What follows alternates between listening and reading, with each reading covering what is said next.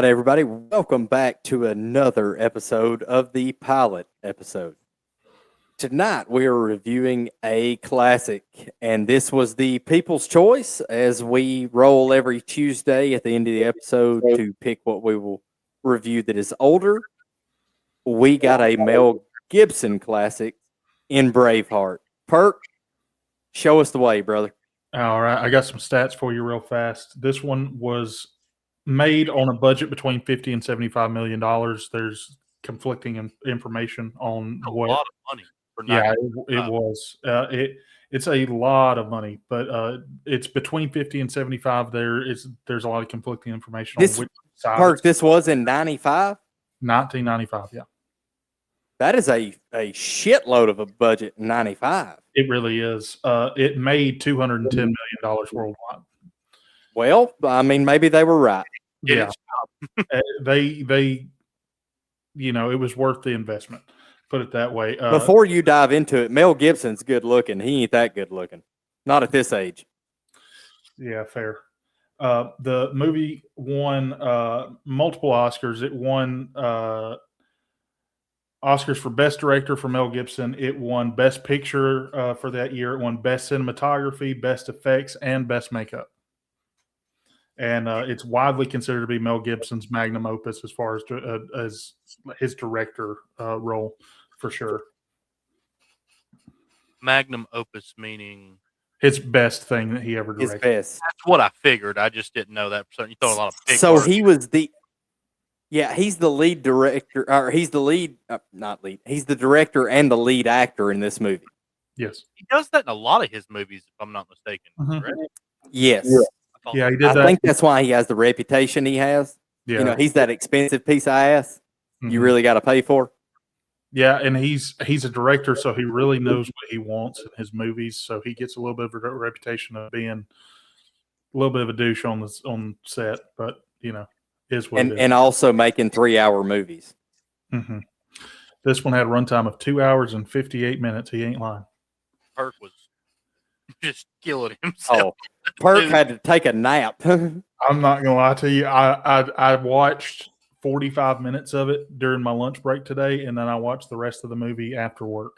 And I had to break it up like that, or I was going to go insane watching a 3-hour movie.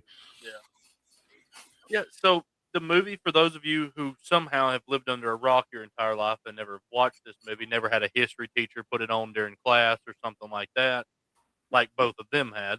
Mm-hmm. It's a movie about a young William Wallace, which is Mel Gibson, growing up back in I don't know the exact era. 1300s, I believe. 1300s, where the Scottish were kind of being ran by the English. And really the whole movie throughout from beginning to end is about the Scots trying to free themselves from English command. Mm-hmm. And it starts off, William Wallace, Mel Gibson, is a young kid. His dad gets killed. He goes to live with his uncle, and he's gone to all over the world, from what I picked up on in the movie. Mm-hmm. And then he returns when he looks to be probably early 20s, maybe, or late 18, 19 years old. I looked it up based on the way that they, like him and his wife, can't remember her name, but based on the way they were acting, like about their courtship, it seems to be early 20s ish. That's what I figured. And her name is Muron. Yeah. Like that. He returns when he gets to that age. Mm-hmm. He marries what I guess was his childhood sweetheart from one moment. And then Prom queen type shit. Yeah. Yeah, the kindergarten prom. That's what he took her to. Yeah. Then she's killed the day after they're married. And the whole movie is about him. Now he was trying to just return, live on a farm, raise some children. He was not wanting to get into this freedom thing, and she's killed, and it snaps. Mm-hmm. And the whole movie is about him attacking the English and fighting for the Scottish freedom. Yeah. Also, when you say attacking, he's not to be fucked with. Oh, no. Absolutely not. He is the ultimate warrior in this movie. He outthinks you tactically on the battlefield. He'll kick your ass in a sword fight. He'll out-debate you And you know, in a room where you're talking, like he's so good at everything in this movie. He is the ultimate leader, ultimate warrior. It's a phenomenal role, and Mel Gibson played it wonderfully. I mean, Yes. Drew, I'll be honest. I probably put him third or fourth best all time in TV fighters. I really probably do. Aragon from Lord of the Rings. If you're talking about kings that can go in a room and talk and fight, Uhtred from the Last Kingdom. you're the dog, man.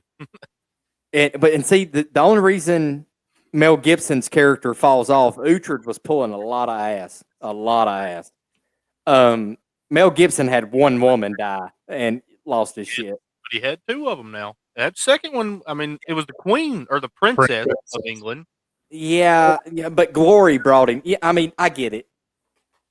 The only other one I would say is John Wick, but he had also a woman in the picture, so I can't put it on that same level. So he's up there. I mean, he's up there. Mm-hmm. Bert, what is I know you're a big notes guy. Did you take any on this that we want to hit per se? Really important for you? So I have a quite a bit of notes on this movie. Actually, this is the first time, like I said, I've watched it since I was literally a senior in high school. So a lot of that stuff that I wasn't paying attention during class very much hit me this time. Forgot that Chibs was in this. I did notice that. God, I did, dude. I don't know how I've never put that together. Yeah, I hadn't either. And well, I mean, I had never watched Sons until a couple of years ago. So I've watched Sons in between me watching this the last time and now. So now that he's like my favorite character on Sons, and he was really good. Drew's too. Mm-hmm. Yeah, that was a big one. And then I had some like one-liners and stuff like that. One whenever he was fighting all the guards in the first big fight after they killed his wife. There's one point, there's a guard down on his hands and knees, and he absolutely Randy Orton punt kicks that guard in the head. Yes. And it is devastating looking. It looks like he just caved that dude's skull in. It was rough looking. I agree. I remember that scene. I seen him in the after. He just wrecked him. Yeah. Like, I almost wonder if he actually connected on that one. And then there was one, they were sitting around in the woods, all of the Scots were, when they were eating like roast or whatever they were eating. And one of the characters goes, some men are longer than others, when they're talking about the spears. Yeah. And he said, "Your mom's been telling stories about me again, huh?" Yeah, because he was talking to his son. Yeah. Yeah. Yes. That was a really funny one-liner from the movie. Another thing I wanted to bring up was how incredible for the time period the CGI was. I'm going to guess that that's where a lot of the budget came in at, because it looked incredible. I noticed it really, interestingly enough, mainly when they were hunting in the woods. Like how good that deer looked in the woods. Great for 95. Yes. Yeah. Insane. I had to remind myself it was 1995, because if you watch other 1995 movies compared, not the same. The same. Like, I would be willing to bet that's where a lot of their budget went to, is their special effects. It probably is, because I even without even like coming on here and talking about it, I really did, while I was watching this movie last night, go, this looks so good to be this old of a movie. So yeah, I agree. It was definitely before its time when it comes to that. Mm-hmm. Yeah, and then I've got a couple of more kind of one-liners when William Wallace was going to negotiate with the Englishman, and right as he's going to leave off, they go, "What are you going to do?" He says, "I'm going to pick a fight." Yep. Yeah. That was his only intention. He was never gonna make any negotiations. He was never gonna take the gold or anything that was offered to him. He just wanted to kill some Englishmen, and I think that's great. Yeah, dude's a total badass, man. Mm-hmm. Yeah, and then after he says that, one of the other guys from his little group that has been traveling together, he goes, "Well, we didn't get dressed up for nothing." And then the king cannot stand this king. By the way, I hate him. No, Uh, no. kills his son's boyfriend by throwing him out of the window, and he is mangled when he hits the ground outside, and it is rough. It is not great. I didn't mind that death, but Yeah, I mean, I get it. it wouldn't be a fun way to go, but granted, I don't know how many fun ways there are to go. I missed. I don't this. think any Bert. Probably not. I missed this one. I went past it in my notes. The princess had just gotten yelled at by her husband because he got slapped by his father, and her friend comes over to her and goes, "I hope your husband goes to Scotland and meets him and doesn't come home, so you're a widow." I was like, Jesus Christ, dude. I mean, she wasn't lying. She wasn't holding back. Yeah. I really do hate that we never got to see that. The prince square off in some way with Wallace. I feel like that would have been really cool. Yeah. One of my favorite things about the movie was the speech that William Wallace gave right before, and when everyone was turning to walk away, they didn't want to fight against these numbers. It was Saban-esque. Yeah. It was really good. I loved it. It had me want to get out there, run on the battlefield behind him. It's one of those that you could have definitely listened to before every football game, and I would have understood it. Yeah. Yes. I got a question for y'all though, just as a movie fan, and we get pretty big on lead actors and directors and producers. Is this better or is The Patriot better? The Patriot is my favorite Mel Gibson movie of all time. I prefer The Patriot personally, but I do love this movie. That's not to say anything about this movie. It's a great movie. I feel like his supporting cast on The Patriot was better than the supporting cast. I think he may have been individually better in this movie. Yeah. I think The Patriot is an overall better movie. That's what I was getting at. I hate to compare one to the other, but it's kind of strange that he took both these roles so close to. You don't see a lot of actors, especially like A-list directors, producing movie actors, take the same thing at this magnitude back to back. Yeah, The Patriot's kind of American Braveheart in a way. Yeah. Yeah, that's a pretty fair, So I want to get y'all's opinion on this because I actually really enjoyed watching the growth and development, I guess you would say, of this character throughout the entire movie, which is Robert the Bruce, which is the Prince of Scotland.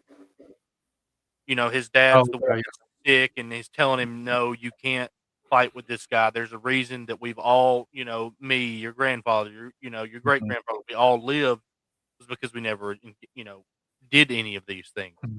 And just the conflict that he faces the entire movie. And Wallace doesn't get to see this, but you get to see it as the viewer, and you get to feel bad that he can't really follow Wallace like he wants to. Or even when William Wallace tells him, you could do this too, these men would follow you, I would follow you. Yeah.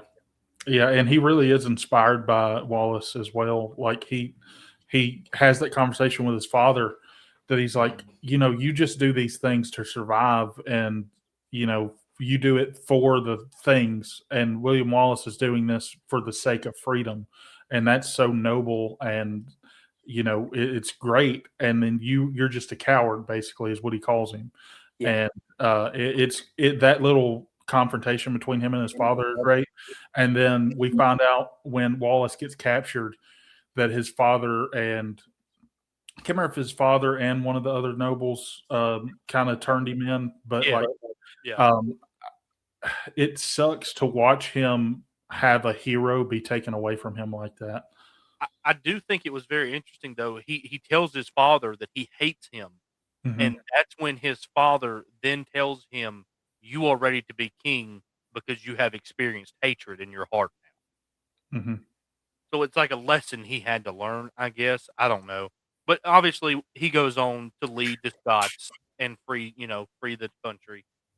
So he, like you said, he was motivated. He was encouraged by William Wallace, and ultimately he followed in his footsteps. Yeah, and one thing I did want to bring up too, now that we're getting toward the talking about stuff in the back end of the movie, apparently this movie is not very historically accurate. William Wallace was a real man. Yeah. Like, this all, like, in a vague way kind of happened.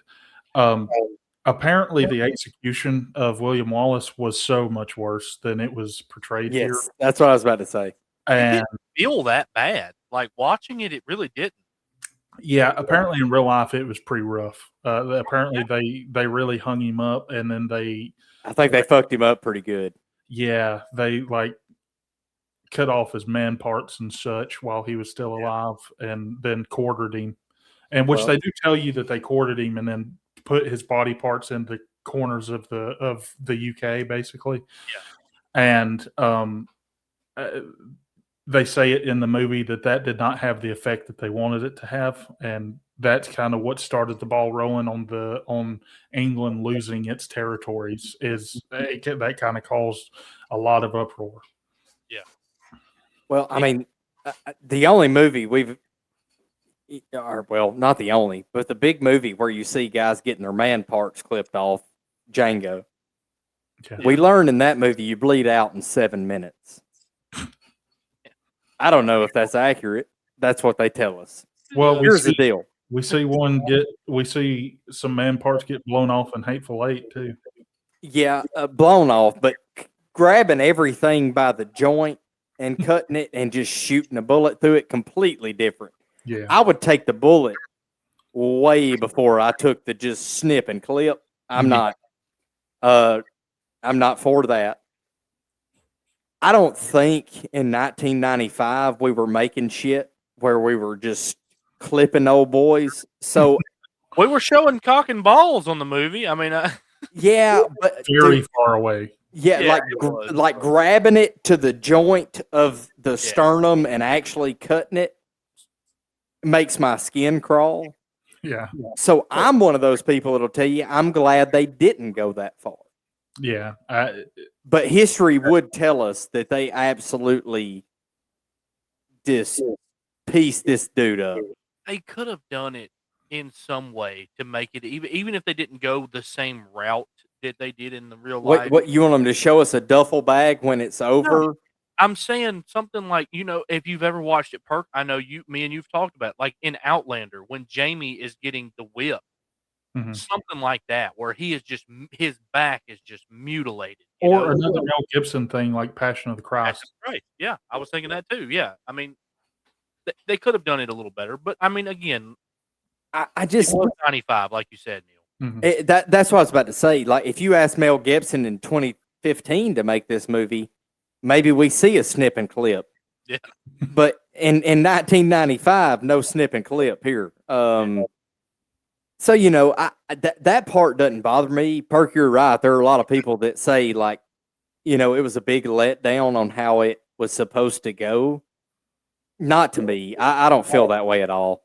Which I don't even mean that I would like to see any of that, to be honest. Oh, no. I know. You just mean accurate. It's just, like historical accuracy throughout the whole movie apparently leaves a lot to be desired, which is funny seeing as we have so many history teachers that show it during history class.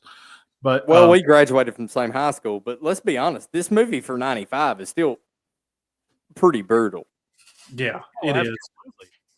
Yeah, and that, like, there's some effects in the battles and stuff as well, like people getting amputated, and stuff. That's one that they liked. I caught like 3 or 4 times that they used the same effect to amputate somebody at the same exact spot on their leg. I did about the execution. I will say, I love the moment where he tells the crowd to be quiet. He has something to say, and he thinks he's going to beg for mercy. And he takes a minute, breathes, and he just screams freedom to the top of his lungs. That was awesome. That's another locker room moment, to be honest with you. Yeah, that also didn't happen though. Yeah, I mean, yeah, but It don't have to be perfect. It's a good movie, you know. No, it's Yeah, good. again, as long as the movie's good, I can let that shit go. I had one more question I did want to pose for y'all. The Irishman that comes into the Scots, comes into being under William Wallace. Insane.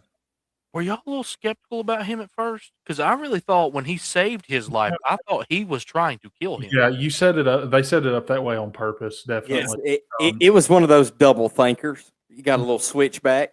You're arguing with yourself as you watch it. Yeah, I mean Wallace himself thought he was coming after him. He aims his bow at exactly the other guy.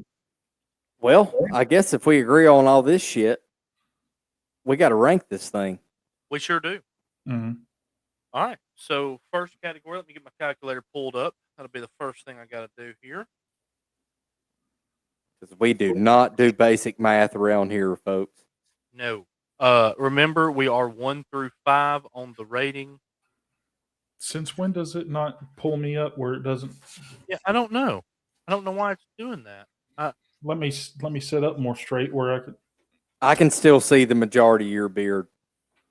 You're good. Would you feel better if we went here? No, that's too much me. That's too much everybody. Okay, ain't none of us that good looking. So, would you recommend this movie to friends and family, 0 through 5? I got a feeling we're going to have another high scoring movie here. This one is going to be a 5 for me. It's a wonderful movie. I loved it. It's a classic. Any classic is probably going to be a 5 for me. Perk's over there sipping it because he's fixing to demolish this rating because it was a 3-hour long movie.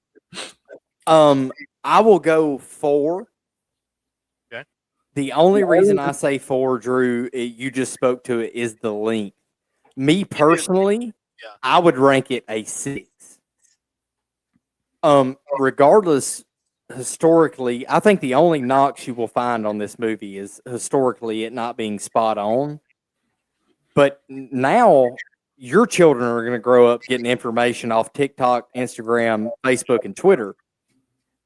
This is better than that, in my opinion. Yeah. And to the length of the movie thing, again, the reason I can give it a 5 is because I've told y'all multiple times, you can be a 4.5, 5-hour long movie as long as you've got my attention.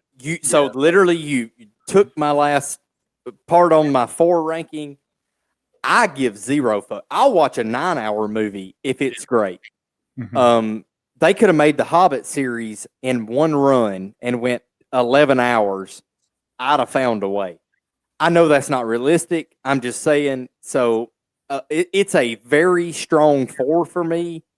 And I only ranked it honestly because that's what we said we were going to do based off our friends and family's opinion. Yeah. All right, Bert. Just I'm gonna rip the Band-Aid off. I'm gonna give it a 2.5. I knew that was coming. I personally, in my personal life, all of my family and most of my friends are the same way as me, and have a hard time finding 3 hours to just throw at a movie. So I'm going to say personally for me, the first hour and a half of this movie, or however long it takes to get to the Revolution, I could take or leave. I could start this movie at the point where old girl gets her throat slit, and I would be completely fine. Gotta have the backstory, man. See, I'm a Drew. Like I love the build up, and like, what are we getting at? I appreciate it on a first watch or a first watch in a long time. If I were to go back and watch this movie within the next year, it would not be the full movie. Yeah, I get that. I understand what you're saying on that, but at the same time, I got to be fair to the rating. Yeah. Speaking of rewatching it, what is your likelihood to rewatch the movie? This one for me, again, very similar to a lot of our shows. I'll probably watch Braveheart again at some point. I will be a little more realistic on this and tell you that this one is not something I have to watch every year or every 2 years because it's been probably 8 years since I watched it last. And let's be honest, The Patriot's better. Better movie, yeah. So I'm going to be realistic here, and I'm going to go with 3 on this one myself. Yeah. I will go I was a very hard 4 on the last one. I will be a very soft 3 here. Okay. I will be a very soft 3 to be realistic. I will never seek to rewatch this movie. Yeah. Mhm. 7th through 12th grade, I watched this movie multiple times being forced to. It's not the movie's fault, it's how I grew up and where I went to school. Do I enjoy the movie and think it's a good movie? Yes. If there is a Thursday, me and Haley are cleaning, and this movie is on the movie channels, and it is halfway through, will we cut it on and finish it as we clean? 100%. So that's where I'm meeting in the middle, a 3. Okay. Bert? I'm also going to give it a 3 on this one. I feel like similar to our last movie, it's one of these movies that if I am scrolling through TikTok and I get a TikTok of Mel Gibson giving the speech on the horse, it's going to make me want to watch this movie. But if I were to just on my own think, man, I want to watch a Mel Gibson movie, it's not the one that I'm going to pick. Yeah. That's very fair. Yeah. All right. We have our last question. Is it a good cast and did they fit their role properly? This one's tough. This is the toughest one. Mhm. It is because this movie's about a main character. Yeah. That's what it's about. So Mel Gibson plays it wonderfully. There were some supporting cast members I liked, and there were some supporting cast members I hated. Everyone from England, the princess does good, but the prince and the king was not a fan of. The king of Scotland, the guy with the, I'm assuming he had, why am I blanking on what it's called? Leprosy, maybe? I didn't like him. But Mhm. I thought the Prince of Scotland was very good. I thought the red-headed dude, the big dude, I thought he was really good. And I thought the Irishman was phenomenal. Mhm. So, all that being said, I don't want to tank our rating because this is such a great movie, but I am going to go with a 3.5 here.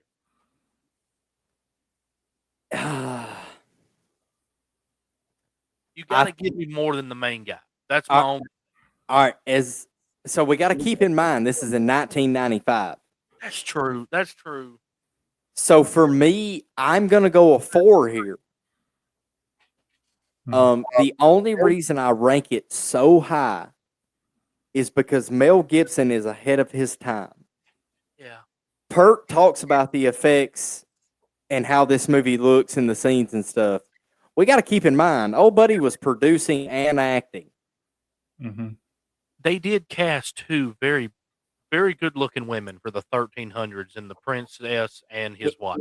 And released it in 1995. So I got to give some credit where credit's due. Also, we're looking at it 31 years later. Yeah. Basically 31 years later. To be fair, this is a 4. With that in mind, I probably should have went 4.5, but a true 4 because I think Mel Gibson individually may be better in this than The Patriot. Mhm. If I'm just being brutally honest, he's not bad in anything. He's fucking Mel Gibson. Yeah. But I think a 4 is very fair here. Yeah. See, on this, I align with Neil a lot more than I do with Drew. I personally, I feel like it's a weird movie to relate it to, but it's kind of like Tucker and Dale versus Evil. There's not a lot of people you know the names of. Exactly. That's my thought process. Yeah, but there's a lot of people that I love them so much in the role that I wouldn't want to change them. Mm-hmm. Yeah. And Mel Gibson being in the movie is amazing all the way throughout. I feel like this movie would have been hindered if you had a whole bunch of huge names in supporting roles, if that makes sense. It wouldn't have been as smooth. I'm just talking maybe like if they could have hit it lucky and maybe gotten some younger actors that grew into being really good actors. Well, Blake Lively was like 7. So yeah, I still feel like I still feel like though if they did that, it'd have been great at the time, but you still might be taken aback by it in like a retroactive watching of the movie, like we just did. I really enjoy everybody in their role. I get what you say about not liking any of the Englishmen and the Scott King, but I feel like they played their role so well because that's how you were supposed to feel. Supposed to take them. Yeah, you wanted it to feel that way. Right. You want him to be able to take over all of England. Yes. But I feel like everybody here did a great job. I can't come right off the top of my head and give you somebody that I would want in a spot versus who was in it. So I'm gonna give you a 4.5 on this one. That's where I should have been, to be honest, now that I think about it.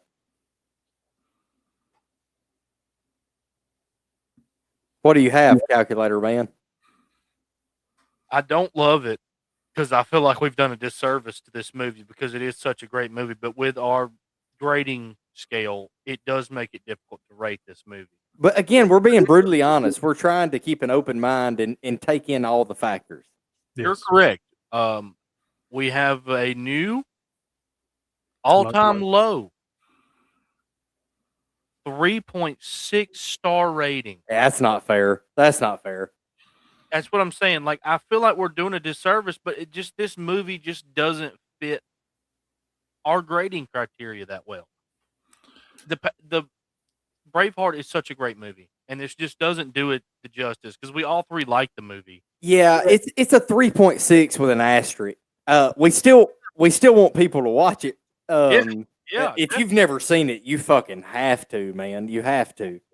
As a first-time watch, it's an amazing movie. It's a 5. 5 out of 5, yes. But, like, it's not a movie you've got to watch. Yeah. Mm-hmm. Yeah, it's and again, like Perk said, historically and matching up, I'm not telling you it's a fucking history book, but it's a good fucking movie, man. You know who Mel Gibson is, like, you got to watch it. Yeah. All right. Y'all got anything else to add to the episode? I'll say this, man. We're going to cover some bangers. The longer this goes, we're just getting into it. We're kind of upset about that 3.6 on this movie. A year from now, after we've done, hundreds of these, maybe it is fair. Yeah. Yeah. I will say I need to go back and make a spreadsheet where we can actually keep up with this and know what the scores are, because as we get further into it and further away from these earlier episodes, we're not going to remember where these were placed at. So I need to do that in my free time. Add that to your payroll. Send us a bill. We'll get it covered. Mm-hmm. I don't think y'all could afford to pay me. We couldn't, buddy. Right. But yeah, speaking of pay rate, we really appreciate all the new subscribers we're getting. It's great. We love getting this out there. I'm glad y'all are watching because we do it for y'all. So thank you guys for watching. And if you're not subscribing, take a moment, help us out. Hit the subscribe button, like the video, send it to grandma. Let her know the pilot episode has made another episode. Well, we will be back Tuesday for our Landman recap, and then we will be back for our new segment. For those of you who are just watching this one who maybe haven't caught our newest segment, we will also be airing every Thursday our Fallout recap as the new season of Fallout has started.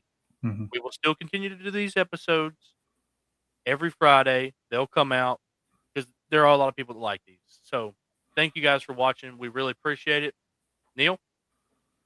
Whoopsie!